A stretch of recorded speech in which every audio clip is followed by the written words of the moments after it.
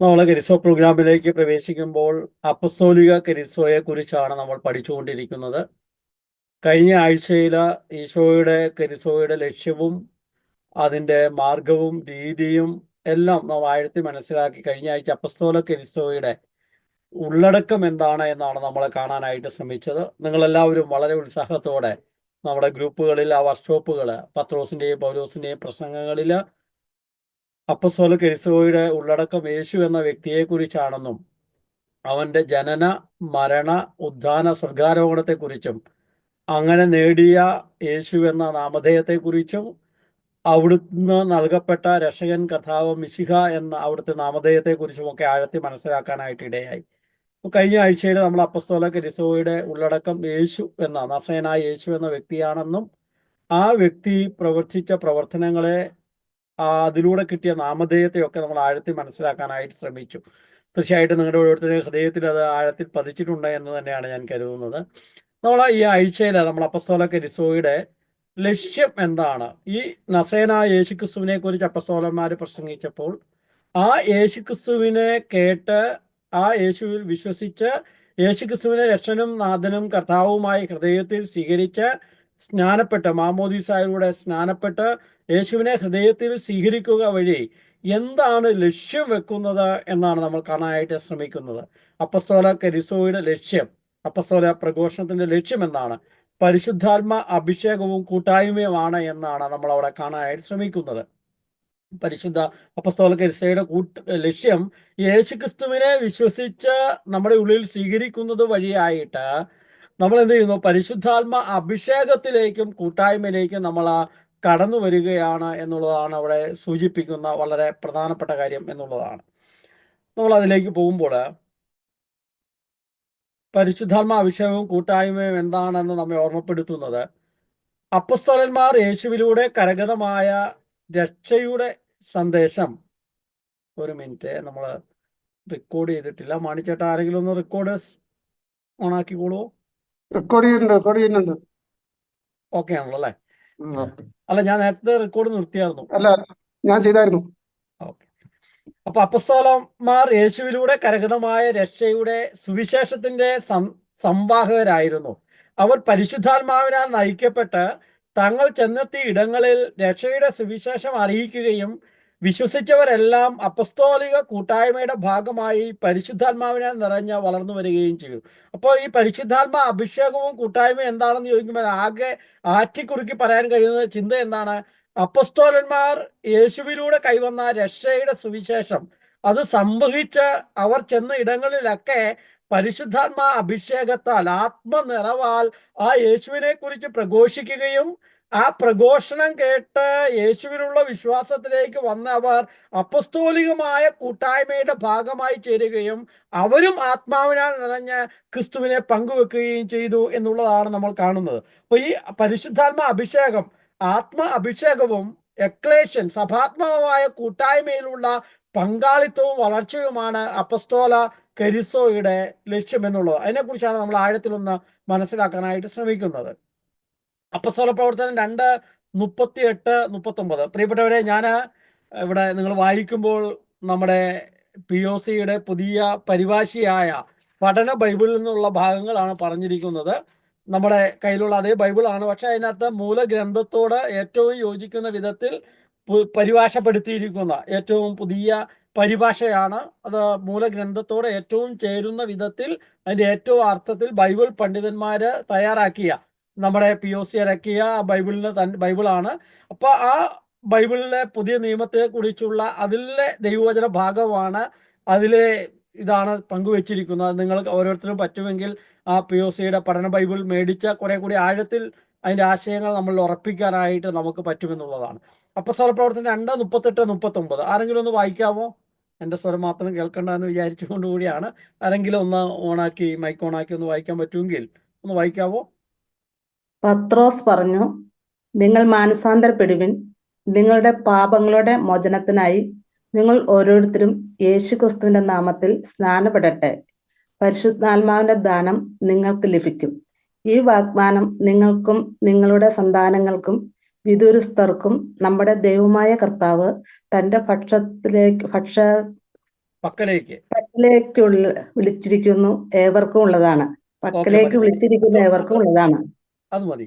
അവിടെ പത്രോസ് പറയുകയാണ്, നിങ്ങൾ മാനസാന്തരപ്പെടുവിൻ, നിങ്ങളുടെ പാപങ്ങളുടെ മോചനത്തിനായി നിങ്ങൾ ഓരോരുത്തരും യേശുക്രിസ്തുവിന്റെ നാമത്തിൽ സ്നാനപ്പെട്ടു. അപ്പം അപ്പസ്തോല പ്രസംഗത്തിന്റെ കേന്ദ്രം യേശുവാണ് എന്നും ആ യേശു നിങ്ങൾക്കായി ബെത്ലഹേമിൽ ജനിച്ചുവെന്നും നിങ്ങൾ ഓരോരുത്തരെയും പാപങ്ങളുടെ പരിഹാരത്തിനായി കാൽവരി മലയിൽ അവൻ ക്രൂശിക്കപ്പെട്ടു എന്നും നിങ്ങളുടെ ഓരോരുത്തരെയും നീതീകരണത്തിനായി അവിടുന്ന് ഉയർത്തെഴുന്നേറ്റു എന്നും ആത്മാവിനെ നൽകാനായി അവൻ പിതാവിന്റെ വലതുഭാഗത്തേക്ക് എഴുന്നള്ളി എന്നുള്ള ഈശോയുടെ പ്രവൃത്തി നമ്മൾ കഴിഞ്ഞ ആഴ്ച കണ്ട അപ്പസ്തോല പ്രസംഗത്തിന്റെ കേന്ദ്രമായ യേശുക്രിസ്തുവിനെ കുറിച്ച്, ആ ക്രിസ്തു സംഭവത്തെ കുറിച്ച്, ആ പെസഹ രഹസ്യത്തെ കുറിച്ച് പത്രോസ് അപ്പസ്തോലൻ എഴുന്നേറ്റ് നിന്ന് പെന്തക്കോസ്ത് നാളിൽ പ്രസംഗിക്കുമ്പോൾ ആ പ്രസംഗം കേട്ടവർ യേശുക്രിസ്തുവിൽ വിശ്വസിച്ച് ക്രിസ്തുവിന്റെ നാമത്തിൽ സ്നാനപ്പെടുകയാണ്. അങ്ങനെ സ്നാനപ്പെട്ട് ക്രിസ്തുവിന്റെ നാമത്തിൽ അവര് ഒരു കൂട്ടായ്മയാവുമ്പോൾ പറയാം, പരിശുദ്ധാത്മാവിന്റെ ദാനം നിങ്ങൾക്ക് ലഭിക്കും. പരിശുദ്ധാത്മാവിന്റെ വലിയ ദാനം യേശുക്രിസ്തുവിന്റെ നാമത്തിൽ സ്നാനപ്പെട്ട് ആദിമ ക്രൈസ്തവ സമൂഹമായി തീർന്ന അവരോടാണ് പത്രോസ് പറയുന്നത്. അതിന്റെ ഒരു ഇതാണ് പരിശുദ്ധാത്മാവിന്റെ ദാനം എന്താണെന്ന് സൂചിപ്പിക്കുകയാണ്. പരിശുദ്ധാത്മാവിന്റെ ദാനം എന്ന് സൂചിപ്പിക്കുന്നത് കരിസ്മാറ്റിക് സമൂഹങ്ങളിൽ വർഷിക്കപ്പെടുന്ന ആത്മാവിന്റെ ദാനങ്ങളെ കുറിച്ചല്ല.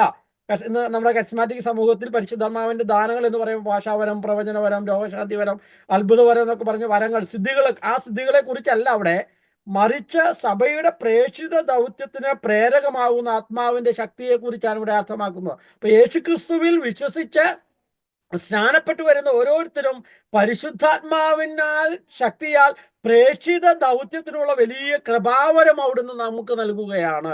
നമ്മൾ ഓരോരുത്തരെയും മാമോദീസ മുങ്ങി സഭയുടെ അംഗമാകുമ്പോൾ ഈ പ്രേക്ഷിത ദൗത്യത്തിന്, എന്താണ് പ്രേക്ഷിത ദൗത്യം? പത്രോസ് പറയുന്നുണ്ട്, യേശുക്രിസ്തുവിനെ കുറിച്ചുള്ള പ്രഘോഷണമാണ്. ആ പ്രഘോഷണം കേൾക്കുമ്പോൾ കേൾക്കുന്നവനും പറയുന്നവനും മാനസാന്തരപ്പെടുന്നു എന്നുള്ള ഇരുനില വാളിനേക്കാൾ മൂർച്ചയേറിയതാണ്. അപ്പൊ ഈ പരിശുദ്ധാത്മാവിന്റെ ദാനം നിങ്ങൾക്ക് എല്ലാവർക്കും ലഭിക്കുന്നു. അതിനാണ് വീണ്ടും പറയുന്നത്, ഈ വാഗ്ദാനം നിങ്ങൾക്കും നിങ്ങളുടെ സന്താനങ്ങൾക്കും വിദൂരസ്ഥർക്കും നമ്മുടെ ദൈവമായ കർത്താവ് തൻ്റെ പക്കലേക്ക് വിളിക്കുന്ന എല്ലാവർക്കും ഉള്ളതാണ്. അപ്പൊ എല്ലാവർക്കുമായി നൽകപ്പെട്ട ഈ പരിശുദ്ധാത്മ ദാനത്തെ, പരിശുദ്ധാത്മ ശക്തിയെ ആത്മശക്തിയാൽ, ആത്മനിറവിനാൽ നമ്മൾ നിറയണമെന്ന് പത്രോസ് ഓർമ്മപ്പെടുത്തുന്ന ഭാഗമാണ് നമ്മൾ വായിച്ചത്. അപ്പൊ ഈ ഒരു ആത്മനിറവ്, പരിശുദ്ധാത്മ ശക്തി നമ്മളിൽ സജീവമാക്കപ്പെടണമെന്ന്, നമ്മളിൽ സജീവമായി വർഷിച്ചിരിക്കുന്നു, അത് നമ്മളിൽ സജീവമാക്കപ്പെടണമെന്ന് ഇവിടെ അർത്ഥമാക്കുകയാണ്. വീണ്ടും എഫെസസുകാർക്ക് എഴുതിയ ലേഖനം 1-ാം അധ്യായം 13-14 തിരുവചനങ്ങൾ നമ്മൾ വായിക്കുന്നത് എന്താണ്? അവനിൽ നിങ്ങളും സത്യത്തിന്റെ വചനമായ നിങ്ങളുടെ രക്ഷയുടെ സുവിശേഷം കേട്ട് അവനിൽ വിശ്വസിച്ച് വാഗ്ദാനം ചെയ്യപ്പെട്ട പരിശുദ്ധാത്മാവാൽ മുദ്രരാക്കപ്പെട്ടിരിക്കുന്നു. അവിടുത്തെ മഹത്വത്തിന്റെ പുകഴ്ചയ്ക്കായി വീണ്ടെടുപ്പ് സ്വന്തമാക്കാനുള്ള നമ്മുടെ അവകാശത്തിന്റെ അച്ചാരമാണ് പരിശുദ്ധാത്മാവ്. അപ്പോൾ യേശുക്രിസ്തുവാകുന്ന സത്യത്തിന്റെ വചനം, ആ രക്ഷ, യേശുക്രിസ്തുവിലൂടെ കൈവന്ന രക്ഷയുടെ സുവിശേഷം കേട്ട് ആ യേശുവിൽ വിശ്വസിച്ച് സ്നാനപ്പെടുന്ന ക്രിസ്തുവിന്റെ ശരീരത്തിന്റെ ഭാഗമായി തീരുന്ന നമുക്ക് ഓരോരുത്തർക്കും വാഗ്ദാനം ചെയ്യപ്പെട്ട പരിശുദ്ധാത്മാവിനാൽ മുദ്രരാക്കപ്പെടുന്നു. അപ്പൊ മുദ്രയാക്കപ്പെടുന്നു എന്ന് പറഞ്ഞാൽ എന്താണെന്ന് അവിടെ സൂചിപ്പിക്കുന്നുണ്ട്. മുദ്ര വെക്കുന്നത് പുരാതന സമൂഹങ്ങളിൽ ഉടമസ്ഥ അവകാശത്തിന്റെയും സംരക്ഷണത്തിന്റെയും അടയാളമായിരുന്നു. അപ്രകാരം തന്നെയാണ് പരിശുദ്ധാത്മാവിനുള്ള മുദ്രയും. അപ്പൊ മുദ്ര വെക്കുക എന്ന് പറഞ്ഞാൽ ആ ഒരു ഉടമസ്ഥൻ, അല്ലെ, പശുവിന്റെ കാതിൽ പഞ്ചായത്തിൽ നിന്ന് വന്ന ഒരു മുദ്രയിടുന്നത് നമ്മൾ കണ്ടിട്ടുണ്ട്, അല്ലെ, ഒരു എന്താ പറയുക, നാണയം പോലെ ഒരു സാധനം ഇട്ട് അതിന്റെ ഉടമസ്ഥൻ പഞ്ചായത്താണ്, അല്ല അതിന് ഇൻഷുറൻസ് ഉണ്ട് എന്നൊക്കെ പറയുന്ന പോലെ തന്നെ ദൈവം മാമോദീസായിലൂടെ പരിശുദ്ധാത്മാവിനാൽ ദൈവത്തിന്റെ മകനാണ് എന്നുള്ള, അവിടുത്തെ പടയാളിയാണെന്നുള്ള, അവിടുത്തെ അവകാശിയാണെന്നുള്ള ഉടമസ്ഥ അവകാശം അവിടുന്ന് സീൽ ചെയ്യുകയാണ് പരിശുദ്ധാത്മാവിനാൽ. അത് സംരക്ഷണത്തിന്റെ അടയാളമാണ്. എന്താണ് സംരക്ഷണം? ദൈവം നമ്മെ പൂർണ്ണമായും സംരക്ഷിക്കുന്നു എന്ന്, ദൈവത്തിന്റെ പ്രധാനപ്പെട്ട ആളാണ് എന്ന്, അവിടുത്തെ സംരക്ഷണയിലാണെന്നുള്ള വളരെ കൃത്യമായ ഉറപ്പാണ്. അപ്പോൾ പരിശുദ്ധാത്മാവിനാൽ നമ്മൾ മുദ്ര ചെയ്യപ്പെട്ടിരിക്കുന്നു. ദൈവത്തിന്റെ, ക്രിസ്തുവിന്റെ ഉടമസ്ഥ അവകാശിയാണ് ഞാൻ എന്ന് അവിടുന്ന് അസന്നിഗ്ധമായി പ്രഖ്യാപിക്കുകയാണ്. അതുപോലെ അവിടുത്തെ മഹത്വത്തിന്റെ പുകഴ്ചയ്ക്കായി വീണ്ടെടുപ്പ് സ്വന്തമാക്കാനുള്ള നമ്മുടെ അവകാശത്തിന്റെ അച്ചാരമാണ് പരിശുദ്ധാത്മാവ്. എന്താണ് ഈ അച്ചാരം? അച്ചാരമാണ് ഹീബ്രുവിൽ നിന്നുള്ള അർബോൺ എന്ന ഗ്രീക്ക് പദത്തിന് ആദ്യ ഗഡു എന്നാണ് അർത്ഥം ഉള്ളത്. സ്വർഗത്തിൽ അനുഭവിക്കുന്ന നിത്യജീവന്റെ അനുഗ്രഹങ്ങളുടെ ആദ്യ ഗഡുവായ മുന്നാസ്വാദനമാണ് ജ്ഞാനസ്ഥാനത്തിൽ നാം സ്വീകരിക്കുന്ന പരിശുദ്ധാത്മാവ്. അപ്പൊ എന്താണ് അച്ചാരം? സ്വർഗത്തിൽ നമുക്ക് ലഭിക്കുന്ന ആ അനുഭവത്തിന്റെ, ആ നിത്യജീവന്റെ ഒരു മുന്നാസ്വാദനമാണ്. ആദ്യ ഗഡു എന്ന നിലയിൽ ഒരു മുന്നാസ്വാദനം പരിശുദ്ധാത്മാവിലൂടെ നമുക്ക് നൽകുന്നു. ഈ ആത്മാവ് നമ്മിൽ സജീവമാക്കപ്പെടണമെന്ന് ഈ ആത്മാഭിഷേകത്തിൽ നാം ക്രിസ്തു ശിഷ്യരായ നാം ഓരോരുത്തരും മാമോദിസ മങ്ങി സഭയുടെ അംഗമായ ക്രിസ്തുവിന്റെ ശരീരത്തിന്റെ ഭാഗമായ നാം ഓരോരുത്തരും ഈ ആത്മാവിൽ മുദ്ര ചെയ്യപ്പെട്ടിരിക്കുന്നു എന്ന്, ഈ ആത്മാവ് അച്ചാരമാണെന്ന്, മുന്നാസ്വാദനമാണെന്ന് പൗലോസ് അപ്പസ്തോലൻ നമ്മെ ഓർമ്മപ്പെടുത്തുമ്പോൾ ഈ ആത്മനിറവിൽ നാം എത്രമാത്രം ജീവിക്കണമെന്ന് അവിടുന്ന് നമ്മെ ഓർമ്മപ്പെടുത്തി. ഈ ആത്മനിറവിലാണ് നാം ജീവിക്കേണ്ടത് എന്ന് നമ്മെ ഓർമ്മപ്പെടുത്തുകയാണ്. വീണ്ടും അപ്പസ്തോല പ്രവർത്തനം 1:8 അവിടെ നമ്മെ ഓർമ്മപ്പെടുത്തുന്നത് എന്താണ്? ആരെങ്കിലും ഒന്ന് വായിച്ചോളൂ. എന്നാൽ പരിശുദ്ധാത്മാവിൽ നിന്ന് നിങ്ങളുടെ മേൽ വരുന്ന ശക്തി നിങ്ങൾ സ്വീകരിക്കും. അപ്പോൾ ജെറൂസലേമിലും യൂദയ മുഴുവനിലും സമരിയായാലും ഭൂമിയുടെ അതിർത്തിയോളം നിങ്ങൾ എൻ്റെ സാക്ഷികളായിരിക്കും. ശ്രദ്ധിച്ച, എന്നാൽ പരിശുദ്ധാത്മാവിൽ നിന്ന് നിങ്ങളുടെ മേൽ വരുന്ന ശക്തി നിങ്ങൾ സ്വീകരിക്കും. അപ്പോസ്തലന്മാരോട് പറയാണ്, നിങ്ങൾ ജെറുസലേം വിട്ടുപോകരുത്. ഞാൻ വാഗ്ദാനം ചെയ്ത ആത്മാവ് നിങ്ങൾ സ്വീകരിക്കുമ്പോൾ, നിങ്ങളിൽ വരുമ്പോൾ, സജീവമാക്കപ്പെടുമ്പോൾ നിങ്ങൾ എനിക്ക് സാക്ഷ്യം വഹിക്കും. ലോകം മുഴുവൻ, ഭൂമിയുടെ അതിർത്തിയോളം നിങ്ങൾ സാക്ഷ്യം. അപ്പൊ ആത്മനിറവിലാണ് ക്രിസ്തുവിന് സാക്ഷ്യം വഹിക്കേണ്ടത്. പരിശുദ്ധാത്മാവാണ് ക്രിസ്തുവിന് സാക്ഷ്യം വഹിക്കാൻ, ക്രിസ്തുവിന് വേണ്ടി ജീവിക്കുവാൻ, ക്രിസ്തുവിന്റെ ശിഷ്യനായി മുന്നോട്ട് പോകുവാൻ ഓരോ വ്യക്തിയെയും തയ്യാറാക്കുന്നത് ആത്മാവാണ്. ഈ ആത്മശക്തി, പരിശുദ്ധാത്മാവിന്റെ നിറവ് നമുക്ക് വളരെ പ്രധാനപ്പെട്ടതാണെന്ന്, ആ നിറവ് എപ്പോഴും ഉണ്ടാവണമെന്ന് അവിടുന്ന് അപ്പസ്തോലൻ നമ്മെ ഓർമ്മപ്പെടുത്തുന്നുണ്ട്. വീണ്ടും നമ്മൾ മുന്നോട്ട് പോകും. അപ്പസ്തോല പ്രവർത്തനം 2:4 ഒന്ന് വായിച്ചോ വേറെ ആരെങ്കിലും.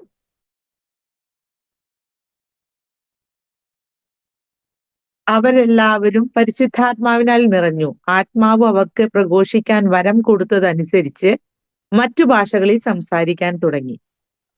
അവിടെ ഒന്ന് ശ്രദ്ധിച്ചാൽ നിങ്ങള്, അവിടെ എന്താണ് പറയുന്നത്? അവരെല്ലാവരും പരിശുദ്ധാത്മാവിനാൽ നിറഞ്ഞു, ആത്മാവ് അവർക്ക് പ്രഘോഷിക്കാൻ വരം കൊടുത്തു, അതനുസരിച്ച് അവർ മറ്റു ഭാഷകളിൽ സംസാരിക്കാൻ തുടങ്ങി. അവരെല്ലാവരും, എന്താണ് അവരെല്ലാവരും എന്ന് പറഞ്ഞാൽ? പരിശുദ്ധാത്മാവിന്റെ ദാനം എല്ലാവർക്കും ലഭിക്കുമെന്ന് വ്യക്തമാകുകയാണ്. ആർക്കും പ്രത്യേകമായിട്ട് മാറ്റിവെച്ചിരിക്കുന്നതല്ല. യേശുക്രിസ്തുവിൽ വിശ്വസിച്ച് സ്നാനപ്പെടുന്ന ഓരോരുത്തരിലും പരിശുദ്ധാത്മാവ് സജീവമാക്കപ്പെടുകയാണ്. അവർക്കെല്ലാം സൗജന്യമായി നൽകുന്നതാണ് പരിശുദ്ധാത്മാവ്, എല്ലാവർക്കും ലഭിക്കുന്നതാണെന്ന് വ്യക്തമാക്കുക. അതിന്റെ പരിശുദ്ധാത്മാവിനാൽ നിറഞ്ഞു എന്ന് പറയുമ്പോൾ എന്താണ് അർത്ഥമാക്കുന്നത് അവിടെ പറയുന്നുണ്ട്. പരിശുദ്ധാത്മാവിൽ നിറഞ്ഞു പറഞ്ഞാൽ എന്താ അർത്ഥമാക്കുക? പരിശുദ്ധാത്മാവ് പുതിയ ഉടമ്പടിയുടെ സ്ഥാപക ദാനവും.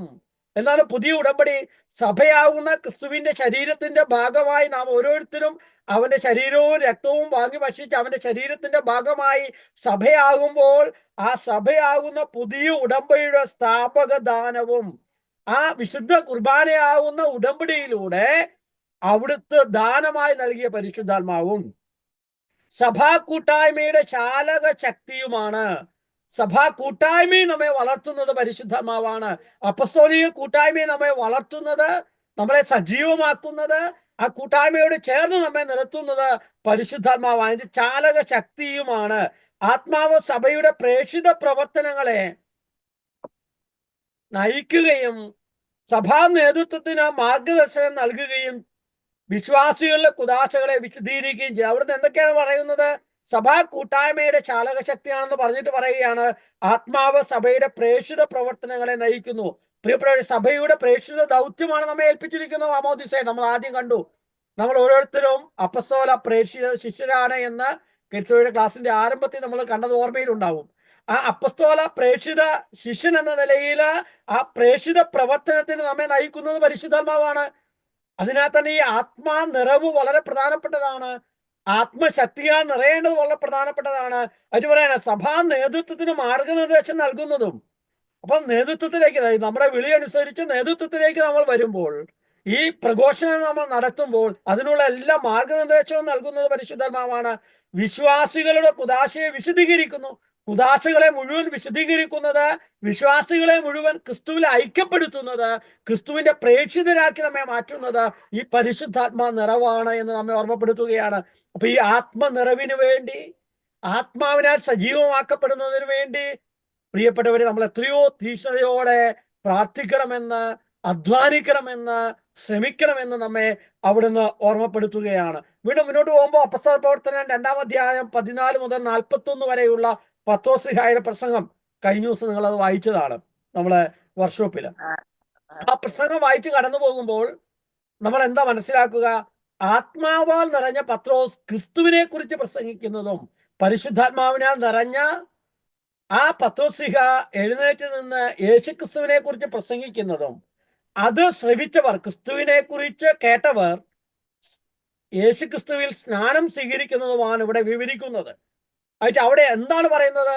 പറയാണ് യേശുവിനെ കുറിച്ചുള്ള പ്രഘോഷണത്തിൽ കെറിഗ്മ അല്ലെങ്കിൽ കെരിസോ എന്ന് തന്നെ അവിടെ പറയുകയാണ്. പറയാണ് യേശുവിന്റെ നാമവും പരസ്യ ജീവിതവും മരണവും ഉദ്ധാനവും അടങ്ങിയിരിക്കുന്നു. അപ്പോൾ ഈ ആത്മനിറവില്ലെങ്കിൽ യേശുക്രിസ്തുവിനെ കുറിച്ച് പ്രഘോഷിക്കാനായിട്ട് നമുക്ക് പറ്റില്ല. ക്രിസ്തുവിന്റെ പെസഹ രഹസ്യങ്ങൾ പ്രഘോഷിക്കണമെങ്കിൽ, കെരിസോ പ്രഘോഷിക്കണമെങ്കിൽ, ഈശോയുടെ പരസ്യ ജീവിതത്തിന്റെയും മരണവും ഉദ്ധാനവും ആകുന്ന പെസഹ രഹസ്യം മുഴുവൻ ആഘോഷിക്കണമെങ്കിൽ, പ്രഘോഷിക്കണമെങ്കിൽ, ജീവിക്കണമെങ്കിൽ ഈ ആത്മനിറവ് വളരെ പ്രധാനപ്പെട്ടതാണ്. ആത്മാവിനെ നാം നിരന്തരമായി നിറയണമെന്ന്, സജീവമാക്കപ്പെടണം. നിറയണം എന്ന വാക്കിനേക്കാൾ സജീവമാക്കപ്പെടണമെന്ന് ഉപയോഗിക്കാനാണ് ഞാൻ ആഗ്രഹിക്കുന്നത്.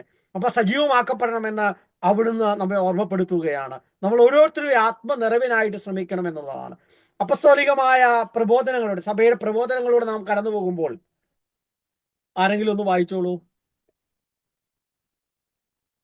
പെന്തക്കുസ്ത ദിനത്തിൽ അപ്പസ്തോലന്മാരുടെ മേൽ പരിശുദ്ധാത്മാവ് എഴുന്നള്ളി വന്നതിന് ശേഷമാണ് യഥാർത്ഥത്തിൽ സഭയുടെ മഹത്തായ സുവിശേഷവൽക്കരണം ആരംഭിച്ചത്. സുവിശേഷം പ്രസംഗിക്കുന്നത് അടുത്തത് വായിച്ചാൽ മതി. അപ്പൊ അവിടെ പറയണം, പെന്തക്കുസ്ത ദിനത്തിൽ അപ്പസ്തോലന്മാരുടെ മേൽ പരിശുദ്ധാത്മാവ് എഴുന്നള്ളി വന്നതിന് ശേഷമാണ് യഥാർത്ഥത്തിൽ സഭയുടെ മഹത്തായ സുവിശേഷവൽക്കരണം. അപ്പൊ നാം സുവിശേഷവൽക്കരിക്കപ്പെടണമെങ്കിൽ, സുവിശേഷം ഫലപ്രദമായി പങ്കുവെക്കപ്പെടണമെങ്കിൽ, ഈശോയുടെ പെസഹ രഹസ്യം വളരെ വ്യക്തമായി പ്രഘോഷിക്കണമെങ്കിൽ, എത്ര പഠനമുണ്ടെങ്കിലും എത്രമാത്രം ആഴത്തിൽ മനസ്സിലാക്കിയാലും സാധ്യമാവില്ല. അത് പരിശുദ്ധാത്മാവ് നമ്മെ സഹായിക്കണം. പരിശുദ്ധാത്മാവ് നമ്മളെ സജീവമാക്കണമെന്ന് സഭ നമ്മെ ഓർമ്മപ്പെടുത്തുകയാണ്. വായിച്ചോളൂ. സുവിശേഷം പ്രസംഗിക്കുന്നതിന് ശിഷ്യന്മാർ അങ്ങനെ ലോകത്തിന്റെ നാനാഭാഗങ്ങളിലേക്കും പിരിഞ്ഞുപോയി. ഞാൻ എന്റെ അരൂപിയെ അവരുടെ മേൽ ചൊരിയും എന്ന ജോയേലിന്റെ പ്രവചന പൂർത്തീകരണമായിട്ടാണ് പത്രോസ് ഈ സംഭവം വിവരിച്ചിട്ടുള്ളത്. ദൈവപുത്രനായ ക്രിസ്തുവിനെ കുറിച്ച് ജനത്തോട് പ്രസംഗിക്കുവാൻ കഴിയത്തക്കവണ്ണം പത്രോസ് പരിശുദ്ധാത്മാവിനാൽ പൂരിതനായി. സുവിശേഷ പ്രഘോഷണം എന്ന അപ്പസ്തോലിക പ്രബോധനത്തിൽ പോൾ ആറാമൻ മാർപ്പാപ്പ 1975 ഇറങ്ങിയ ആ സഭയുടെ പ്രബോധനത്തിൽ പറയുകയാണ്, ശിഷ്യന്മാർ ലോകത്തിന്റെ നാനാഭാഗങ്ങളിലേക്ക് പിരിഞ്ഞുപോയി ചിതറിക്കപ്പെട്ടു. എന്നിട്ട് പറയാണ്, ഞാൻ എന്റെ അരൂപി അവരുടെ മേൽ ചൊരിയും. അപ്പസ്തല പ്രവർത്തനം 2:17. ആ അരൂപി പരിശുദ്ധാത്മാവാണ് അവരെല്ലായിടത്തേക്കും വിട്ടത്. പ്രിയപ്പെട്ടവരെ, നമ്മൾ ഇന്ന് ലോകത്തിന്റെ വിവിധ ഭാഗങ്ങളിലായിരുന്നുകൊണ്ട് ശ്രവിക്കുമ്പോൾ, ഈ ലോകത്തിന്റെ വിവിധ ഭാഗങ്ങളിൽ സാഹചര്യങ്ങൾ നമ്മളെ വിട്ടിരിക്കുന്നത് പരിശുദ്ധാത്മാവാണ്. ആത്മാവ് അവിടെ ക്രിസ്തുവിന് സാക്ഷ്യം വഹിക്കാനായിട്ട് നമ്മെ നിരന്തരം പ്രേരിപ്പിക്കേണ്ടതുണ്ട്. നമ്മളെ നിരന്തരമായി സജീവമാക്കപ്പെടേണ്ടത്. ഈ ആത്മാവിന്റെ പ്രേരണയ്ക്കായി നാം വിട്ടുകൊടുക്കുന്നുണ്ടോ? ആയിട്ട് പറയുകയാണ്, ഈ സംഭവം വിളിച്ച് ദൈവപുത്രനായ ക്രിസ്തുവിനെ കുറിച്ച് ജനത്തോട് പ്രസംഗിക്കാൻ കഴിയത്തക്കവണ്ണം പത്രോസ് പരിശുദ്ധാത്മാവിനാൽ പൂരിതനായി. ദൈവപുത്രനായ ക്രിസ്തുവിനെ കുറിച്ച് നമ്മൾ ജീവിക്കുന്ന ചുറ്റുപാടിൽ മുഴുവൻ പറയാൻ കഴിയത്തക്കവണ്ണം ആത്മാവിനാൽ നാം ഓരോരുത്തരും പൂരിതരാവണമെന്ന്, ആ ആത്മ അഭിഷേകത്താൽ നിറയണമെന്ന് അപ്പസ്തല പ്രവർത്തനം 8:4 ദൈവവചനമാണ് അവിടെ പരിശുദ്ധ പിതാവ് കോട്ട് ചെയ്തിരിക്കുന്നത്. അത് നമ്മളെ ഓർമ്മപ്പെടുത്തുകയാണ്. വീണ്ടും അതിന്റെ നമ്പറിൽ 75-ാമത്തെ നമ്പറിൽ വീണ്ടും ഓർപ്പിക്കുകയാണ്, പൗലോസും അപ്പസ്തോല ജോലിക്ക് സ്വയം പ്രതിഷ്ഠിക്കുന്നതിന് മുൻപായി പരിശുദ്ധാത്മാവിനാൽ പൂരിതനായി. അപ്പസ്തല പ്രവർത്തനം 9:17 നമ്മെ ഓർമ്മിപ്പിക്കുകയാണ്, പൗലോസ്ലീഹായും പരിശുദ്ധാത്മാവിനാൽ നിറഞ്ഞുകൊണ്ടാണ് അപ്പസ്തോലികമായ ജോലിക്കായി ഇറങ്ങി പുറപ്പെട്ടത്. സ്റ്റെഫാനോസ് അപ്പസ്തോല പ്രവർത്തനത്തിന് തെരഞ്ഞെടുക്കപ്പെട്ടപ്പോഴും പിന്നീട് രക്തസാക്ഷിത്വം കൈവരിച്ചപ്പോഴും ഇത് തന്നെയാണ് സംഭവിച്ചതെന്ന് അപ്പസ്തോല പ്രവർത്തനം 6-ാം അധ്യായം 5-ഉം 10-ഉം തിരുവചനങ്ങൾ നമ്മെ ഓർമ്മപ്പെടുത്തുന്നു. സ്റ്റെഫാനോസ് അപ്പസ്തോല പ്രവർത്തനത്തിനായി വിളിക്കുമ്പോഴും പിന്നീട് ആ രക്തസാക്ഷിത വഹിക്കുമ്പോഴൊക്കെ പരിശുദ്ധാത്മാവിനാൽ സജീവമാക്കപ്പെട്ടുകൊണ്ടാണ്, ആത്മ അഭിഷേകത്തിലാണ് അവിടുന്ന് പ്രവർത്തിച്ചത്. അതായിരിക്കണം ഒരു ക്രിസ്തു ശിഷ്യന്റെ ജീവിതം എന്ന് നമ്മെ ഓർമ്മപ്പെടുത്തുകയാണ്. പത്രോസും പൗലോസും മറ്റപ്പസ്തോലന്മാരും സുവിശേഷം പ്രസംഗിക്കാൻ അയക്കപ്പെട്ടപ്പോൾ അവർക്ക് ലഭിച്ച നിർദ്ദേശം തങ്ങൾ പറയേണ്ടവ പരിശുദ്ധാത്മാവ് അവർക്ക് തോന്നിപ്പിച്ചു കൊള്ളും എന്നായിരുന്നു. ദൈവവചനം ശ്രവിച്ചവരിലും പരിശുദ്ധാത്മാവ് അതുപോലെ തന്നെ പ്രവർത്തിച്ചു. അപ്പസ്തോല പ്രവർത്തനം 10:44. അപ്പോൾ വേണ്ട വിധം എങ്ങനെയാണ് പ്രസംഗിക്കേണ്ടതെന്ന്, പറയേണ്ടതെന്ന്, എന്താരുടെ മുമ്പിൽ പറയണമെന്ന് പരിശുദ്ധാത്മാവാണ് നമ്മെ പഠിപ്പിക്കുന്നത്. അപ്പൊ ഈ ആത്മനിറവിനായിട്ട്, ഈ ആത്മാവിന്റെ ശക്തീകരണത്തിനായി പ്രിയപ്പെട്ടവരെ നമ്മൾ തീഷ്ണതയോടെ ഉത്സാഹത്തോടെ അധ്വാനിക്കണമെന്ന്, പ്രാർത്ഥിക്കണമെന്ന് നമ്മെ ഈ അപ്പസ്തോലിക പ്രബോധനം ഓർമ്മപ്പെടുത്തുന്നുണ്ട്. വീണ്ടും അതിന്റെ 75 വീണ്ടും തുടരുകയാണ്. അങ്ങനെ പരിശുദ്ധാത്മാവിന്റെ സംരക്ഷണയിലാണ് സഭ വളർന്നത്. അപ്പസ്തോല പ്രവർത്തനം 9:31. സഭ മുഴുവൻ വളർന്നത് ഈ പരിശുദ്ധാത്മാവ്, ഇന്നും വളർന്നുകൊണ്ടിരിക്കുന്ന അങ്ങനെയാണ്. പരിശുദ്ധാത്മാവ് തന്നെയാണ് സഭയുടെയും ആത്മാവ്. ക്രിസ്തുവിന്റെ പഠനങ്ങളെയും അവിടുത്തെ ദിവ്യ രഹസ്യങ്ങളുടെയും അഗാധമായ അർത്ഥം വിശ്വാസികൾക്ക് വ്യാഖ്യാനിച്ചു കൊടുക്കുന്നതും പരിശുദ്ധാത്മാവാണ്. ശ്രദ്ധിച്ച് വായിക്കണം കേട്ടോ. ക്രിസ്തുവിനെ ആഴത്തിൽ അറിയണമെങ്കിൽ അവിടുത്തെ പഠനങ്ങൾ, നമ്മൾ യേശുവിന്റെ കെരിസോയിൽ അവിടുത്തെ പഠനവും പ്രാർത്ഥനയും ജീവിതവും ദൈവരാജ്യത്തെക്കുറിച്ചും അവിടുത്തെ ലക്ഷ്യത്തെക്കുറിച്ചും ഒക്കെ പഠിച്ചപ്പോൾ ആ ക്രിസ്തുവിനെ കുറിച്ച് ആഴത്തിൽ മനസ്സിലാക്കണമെങ്കിൽ, ക്രിസ്തുവിന്റെ പഠനങ്ങളെക്കുറിച്ച്, അവിടുത്തെ ദിവ്യ രഹസ്യങ്ങളെക്കുറിച്ച്, അതിന്റെ അർത്ഥം എന്താണ് എന്ന് മനസ്സിലാക്കണമെങ്കിൽ, വ്യാഖ്യാനിച്ചു കൊടുക്കണമെങ്കിൽ പരിശുദ്ധാത്മാവ് സഹായിക്കണം. പരിശുദ്ധാത്മാവിൽ സജീവമാക്കപ്പെടാതെ, ആത്മനിറവില്ലാതെ, ആത്മാവിനാൽ നയിക്കപ്പെടാതെ ക്രിസ്തുവിനെ ആഴത്തിൽ അനുഭവിക്കുവാൻ, മനസ്സിലാക്കുവാൻ, പങ്കുവെച്ചു കൊടുക്കാനാവില്ല. സഭയുടെ ആരംഭകാലത്തെന്ന പോലെ ഇന്നും പരിശുദ്ധാത്മാവിനാൽ നിറയുന്നതിനും നയിക്കപ്പെടുന്നതിനും സ്വയം പ്രതിഷ്ഠിതരാകുന്ന സുവിശേഷ പ്രസംഗകരിൽ ഓരോരുത്തരിലും അവിടുന്ന് തന്നെയാണ് പ്രവർത്തിച്ചു കൊണ്ടിരിക്കുന്നത്. അപ്പൊ അപ്പസ്തോലന്മാർ പറയുന്നത്, അവരുടെ യേശുവിനെ കുറിച്ച് പ്രഘോഷിക്കുമ്പോൾ അതിന്റെ ലക്ഷ്യം എന്ന് പറയുന്നത് ഈ ആത്മനിറവ് ഓരോരുത്തരും സ്വീകരിക്കുക എന്നുള്ളതാണ്. ആത്മാവിനാൽ സ്വയം നയിക്കപ്പെടുന്ന, പരിശുദ്ധാത്മാവിന് സ്വയം സമർപ്പിക്കപ്പെടുന്ന, പരിശുദ്ധാത്മാവിന് സ്വയം പ്രതിഷ്ഠയാക്കപ്പെടുന്ന പ്രസംഗകരാകണമെന്ന് അവിടുന്ന് നമ്മെ ഓർമ്മപ്പെടുത്തുകയാണ്. സഭാ പ്രബോധനം നമ്മെ വീണ്ടും വീണ്ടും അടിവരയിട്ട് പറയുകയാണ്. രക്ഷകന്റെ മിഷൻ എന്ന ചാക്രികലേഖനത്തിൽ അതിന്റെ 24-ാമത്തെ നമ്പറിൽ പറയുകയാണ്. ഒന്ന് വായിച്ചോളൂ ആരെങ്കിലും. രക്ഷകന്റെ മിഷൻ എന്ന ചാക്രികലേഖനത്തിൽ ജോൺ പോൾ 2-ാം മാർപ്പാപ്പ അതിന്റെ 24-ാമത്തെ നമ്പറിൽ പറയുന്നത് ഇപ്രകാരമാണ്: യേശുവിന്റെ ഉയർപ്പിനും സ്വർഗാരോഹണത്തിനും ശേഷം അപ്പസ്തോലന്മാർക്ക് ശക്തമായ അനുഭവങ്ങൾ ഉണ്ടാകുന്നു. അതവരെ അടിമുടി രൂപാന്തരപ്പെടുത്തുന്നു. പെന്തക്കൊസ്തയുടെ അനുഭവമാണത്. പരിശുദ്ധാത്മാവിന്റെ ആഗമനം അവരെ സാക്ഷികളും പ്രവാചകന്മാരുമാക്കി തീർക്കുന്നു. അതവരിൽ കറ തീർന്ന ധീരത നിറയ്ക്കുന്നു. യേശുവിനെ കുറിച്ചുള്ള അനുഭവങ്ങളും ഭാവിയുടെ പ്രത്യാശകളും മറ്റുള്ളവരിലേക്ക് കൂടി പകരാൻ മതിയായ ശക്തി അവർക്ക് പ്രദാനം ചെയ്യുന്നു. യേശുവിന് ധീരതയോടെ സാക്ഷ്യം വഹിക്കാനുള്ള ശക്തി ആത്മാവ് അവർക്ക് കൊടുക്കുന്നു. പ്രിയപ്പെട്ട, എത്ര മനോഹരമായിട്ടാണ് സഭയുടെ പ്രബോധനം നമ്മെ ഓർമ്മപ്പെടുത്തുന്നത്. യേശുവിന്റെ ഉയർപ്പിന് ശേഷം, സ്വർഗാരോഹണത്തിന് ശേഷം അപ്പസ്തോലന്മാര് സജീവതയോടെ ഇറങ്ങി പുറപ്പെടാൻ കാരണം പരിശുദ്ധാത്മാവിന്റെ അനുഭവമാണ്. അത് അവരെ അടിമുടി രൂപാന്തരപ്പെടുത്തുന്നുണ്ട്. ആ പരിശുദ്ധാത്മാവ് അവരിൽ സജീവമാക്കുമ്പോൾ ആ ആത്മാവിന്റെ അനുഭവം, ആത്മാനുഭവത്തില് അവരെന്ത് ചെയ്യുന്നു? ഈ ക്രിസ്തുവിന് സാക്ഷികളാകുന്നു, പ്രവാചകന്മാരായിത്തീരുന്നു. അതവരെ കറതീർന്ന ധീരതയുള്ള അപ്പസ്തോലന്മാരാക്കി മാറ്റുന്നു. യേശുവിനെ കുറിച്ച് ധീരതയോടെ പങ്കുവെക്കാൻ, ഇറങ്ങിപ്പുറപ്പെടാൻ, സാക്ഷി വഹിക്കാൻ ആത്മാവ് അവരെ ശക്തിപ്പെടുത്തുന്നു എന്നുള്ള ഈ പരിശുദ്ധാത്മാവിന്റെ നിറവ് തന്നെയാണ് പ്രിയപ്പെട്ടവരെ നമ്മൾക്കും സുവിശേഷം പങ്കുവെക്കാൻ, സുവിശേഷം ജീവിക്കാൻ വേറൊരു വഴിയുമില്ല. ഈ ആത്മനിറവ് എത്രമാത്രം നമ്മളിൽ ഉണ്ടാകുന്നു എന്നതാണ് ക്രിസ്തുവിന്റെ പെസഹ രഹസ്യം. ധീരതയോടെ പങ്കുവെക്കുന്നതിന്, സുവിശേഷം ജീവിക്കുന്നതിന്, നമ്മുടെ ജീവിതത്തെ മുഴുവൻ രൂപാന്തരപ്പെടുത്തുന്നത് ഈ ആത്മനിറവാണെന്ന്, ആത്മാവിന്റെ ശക്തിയാണ് എന്ന് ഈ സഭാപ്രബോധനം വീണ്ടും വീണ്ടും നമ്മുടെ അടിവരയിട്ട് പറയുകയാണ്. വീണ്ടും അതിന്റെ 24-ാമത്തെ നമ്പറിൽ വീണ്ടും നമ്മൾ വായിക്കുന്നുണ്ട്. ഇപ്രകാരമാണ്. ആരെങ്കിലും വേറെ ആൾ വായിച്ചോളൂ. ആദിമ സുവിശേഷവാഹകർ യെറുശലേം വിട്ടുപോകുമ്പോൾ പരിശുദ്ധാത്മാവ് ഒരു വഴികാട്ടിയെ പോലെ അവരെ കൈപിടിച്ച് നടത്തുന്നത് നാം കാണുന്നു. ആരുടെ അടുക്കലേക്ക് പോകണം, ഏത് സ്ഥലങ്ങളിൽ പ്രവർത്തിക്കണം എന്നൊക്കെ തിരഞ്ഞെടുക്കുവാൻ അവരെ സഹായിക്കുന്നു. അവരുടെ പ്രവർത്തനങ്ങൾക്ക് കൂടുതൽ പ്രചോദനം പകരുന്നതിൽ ആത്മാവിന്റെ പ്രവർത്തനങ്ങൾ തെളിഞ്ഞു കാണാം. പ്രിയപ്പെട്ടവരെ, നോക്കി എത്ര മനോഹരമായിട്ടാണ് സഭാപ്രബോധനം നമ്മെ ഓർമ്മപ്പെടുത്തുന്നത്. ആരുടെ അടുത്ത് പോകണം, എവിടെ പോകണം, എന്ത് ചെയ്യണമെന്ന് ആത്മാവ് വളരെ കൃത്യമായി നയിക്കുന്നു. അപ്പോസ്തല പ്രവർത്തനം 9-ാമത്തെ അധ്യായത്തിൽ ഫിലിപ്പോസിനെ ഷണ്ടന്റെ അടുത്തേക്ക് നയിക്കുന്ന ചിത്രം ഞാൻ വിചാരിക്കും നിങ്ങളുടെ മനസ്സിലുണ്ടാകുമെന്ന് ഞാൻ കരുതുകയാണ്. ഫിലിപ്പോസ് എന്ന ക്രിസ്തു ശിഷ്യനെ പരിശുദ്ധാത്മാവ് പീഡനമുണ്ടായി അവൻ ചിതറി ഓടിയപ്പോൾ അവനോട് ആത്മാവ് പറയാണ്, നീ തെക്കോട്ട് നടക്കുക, അത് ഗാസ എന്ന പാതയാണ്, വിജനമായ സ്ഥലമാണ്. അവൻ അങ്ങോട്ട് പോയി. അപ്പോൾ അതിലെ ജെറുസലേമിൽ ആരാധിക്കാൻ പോയിട്ട് വരുന്ന ഷണ്ടൻ രഥത്തിൽ പോകുകയായിരുന്നു. ആ രഥത്തോട് ചേർന്ന് നടക്കാൻ പറയുന്നു. ഷണ്ടൻ വായിക്കുന്ന ഭാഗം അവന് മനസ്സിലാവുന്നുണ്ടോ എന്ന് ചോദിക്കാൻ പറയുന്നു.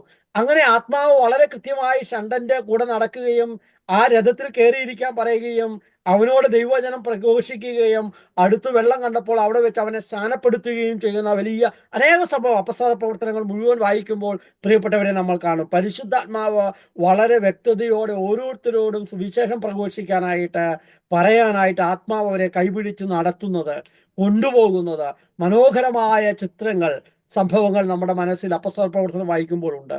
പിന്നെ നമ്മുടെ ഒക്കെ ജീവിതങ്ങൾ ധാരാളമായിട്ടുണ്ട്. ഞാൻ ചില അനുഭവങ്ങളൊന്നും പറയാത്തത് നമ്മൾ അപ്പോസ്തല പ്രഘോഷത്തിന്റെ കെരിസോയുടെ ഉള്ളടക്കം ലക്ഷ്യം എന്ന് പറയുമ്പോൾ ആ അപ്പോസ്തല പ്രവർത്തനങ്ങൾ കണ്ട കാര്യം മാത്രം വെച്ചുകൊണ്ടാണ്. അപ്പൊ ഈ ഒരു ആത്മനിറവ് നമ്മളിൽ എത്രമാത്രം ഉണ്ടാകുന്നുവോ അവിടെയാണ് ആത്മാവ് നമ്മെ കൃത്യമായി സുവിശേഷം പറയാനായിട്ട് കൊണ്ടുപോകുന്നത്. ഞാൻ വിചാരിക്കുന്നു നിങ്ങളെ ഓരോരുത്തരും ഈ കെരിസോയിൽ യാദർശികമായി വന്നു പെട്ടതല്ല, മറിച്ച് ഇത് ആഴത്തിൽ മനസ്സിലാക്കിക്കൊണ്ട് നിങ്ങൾ ജീവിക്കുന്ന ഇടങ്ങളിൽ ചുറ്റുപാടിൽ സുവിശേഷം പറയാൻ ആത്മാവ് തീർച്ചയായിട്ടും സഹായിക്കും.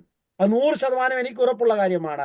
ആത്മനിറവിന്റെ ആഴമനുസരിച്ചായിരിക്കും നാം സുവിശേഷം ഫലപ്രദമായി പങ്കുവെക്കുക എന്നുള്ളത് നമ്മെ ഓർമ്മപ്പെടുത്തുന്നത്. കത്തോലിക്ക സഭയുടെ മതബോധന കേന്ദ്രം CCC എന്നിട്ടിരിക്കുന്നത് കത്തോലിക്ക സഭയുടെ മതബോധന catechism of the Catholic church എന്ന മതബോധന ഗ്രന്ഥത്തിന്റെ 683-ാമത്തെ നമ്പറിലാണ്. ഒന്ന് വായിച്ചോളൂ.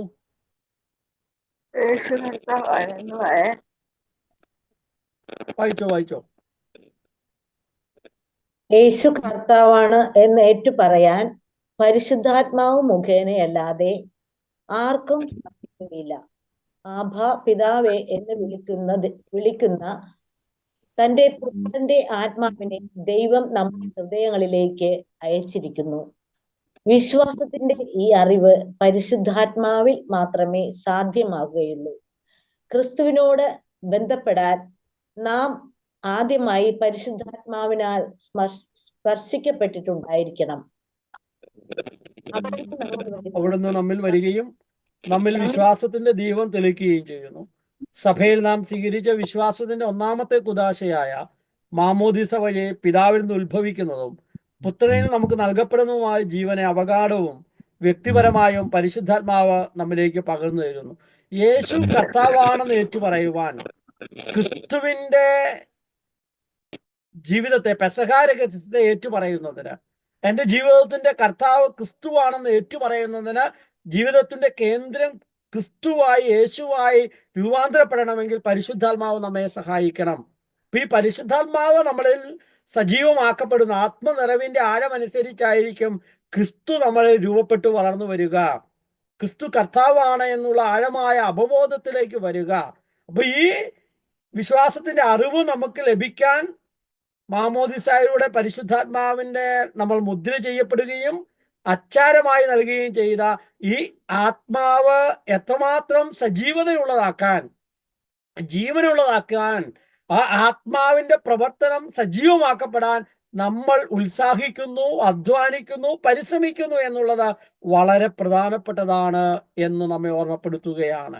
വീണ്ടും ഏഷ്യയിലെ സഭ എന്ന അപ്പസ്തോലിക ആഹ്വാനത്തില് ജോൺ ബോൾ മാർപ്പാപ്പ പറയുകയാണ്, അതിന്റെ 17-ാമത്തെ നമ്പറിൽ, പരിശുദ്ധാത്മാവ് സഭയ്ക്ക് വിവിധ സിദ്ധികളും ദാനങ്ങളും നൽകുന്നു.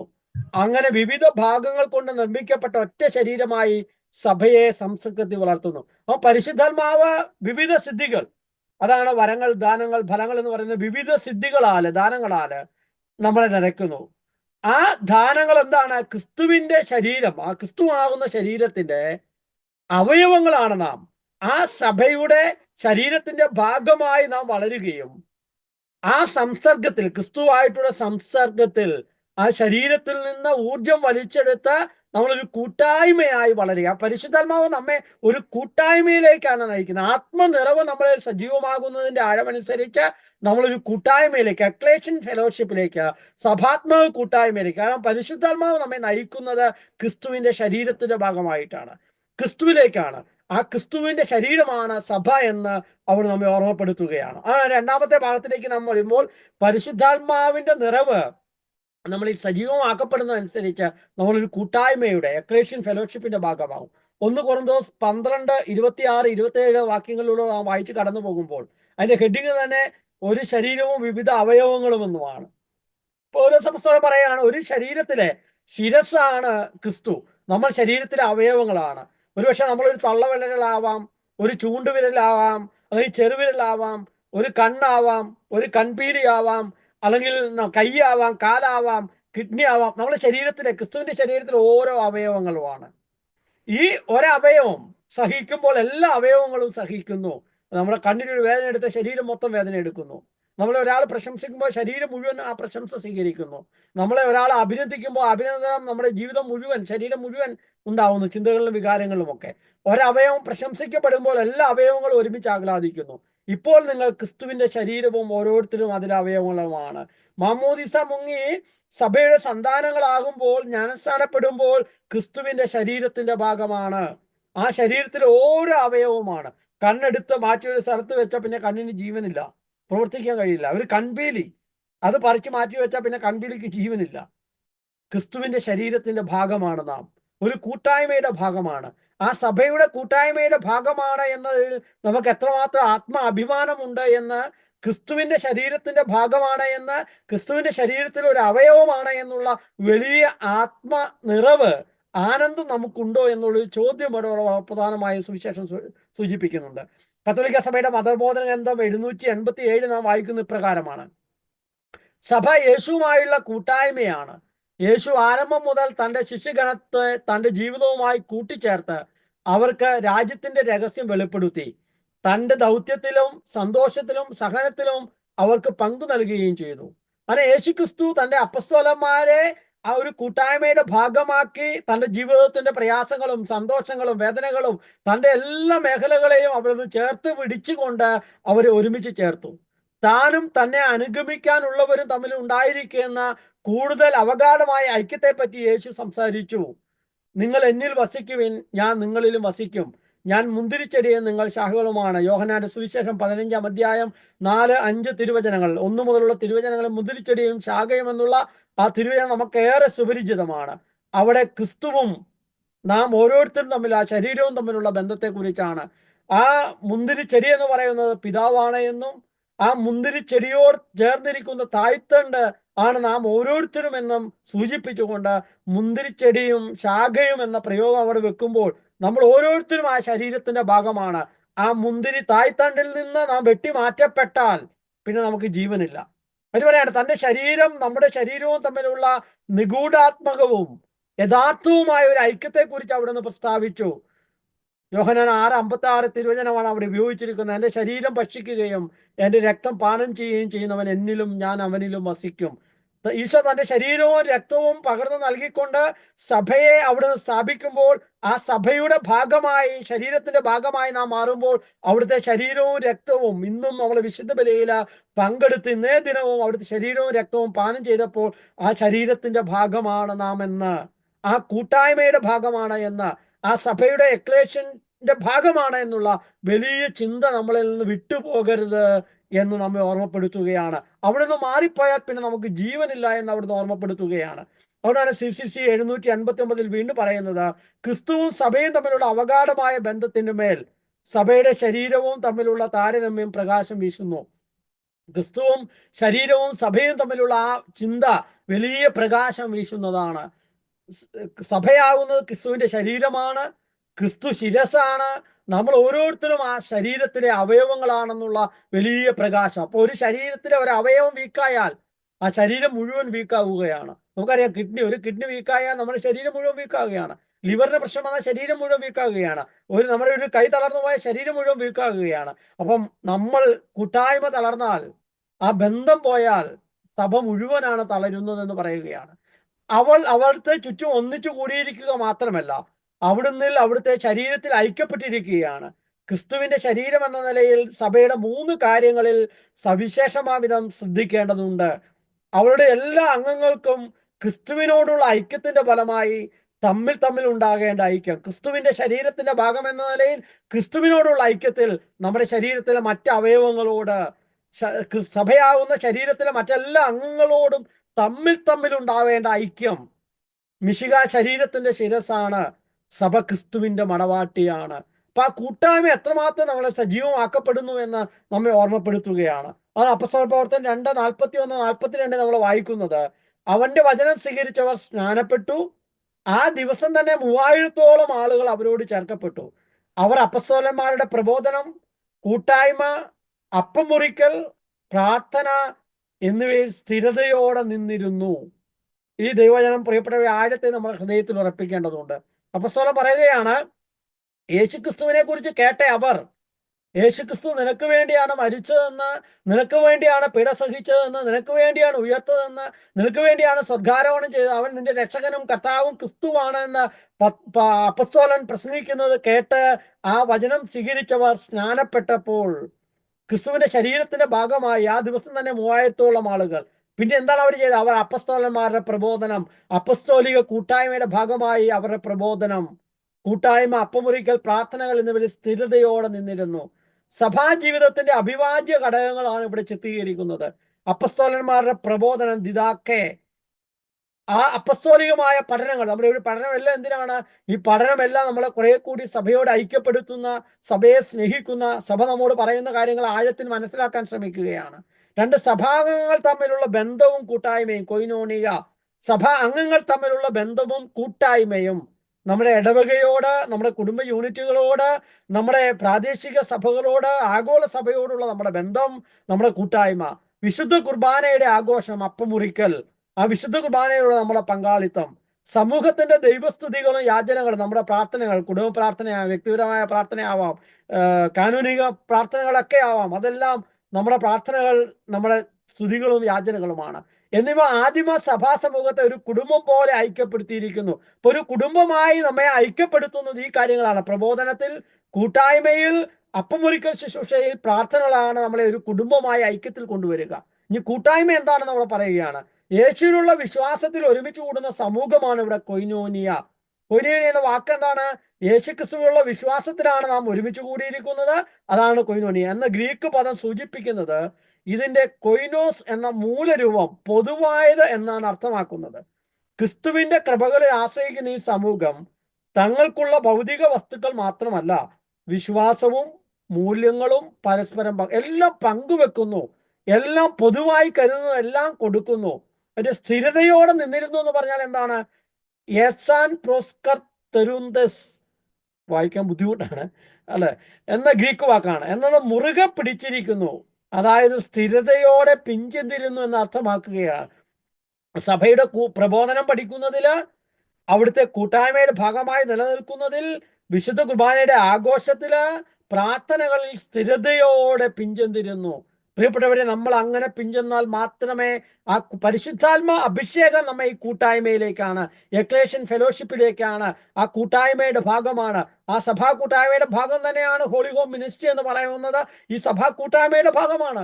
അത് മുഴുവൻ ഈ സഭയെ സജീവമാക്കപ്പെടുന്നതിന്, സഭയെ പ്രവർത്തനക്ഷമമാക്കുന്നതിനാണ് നമ്മൾ മുഴുവൻ ശ്രമിക്കുന്നത് എന്നുള്ളതാണ്.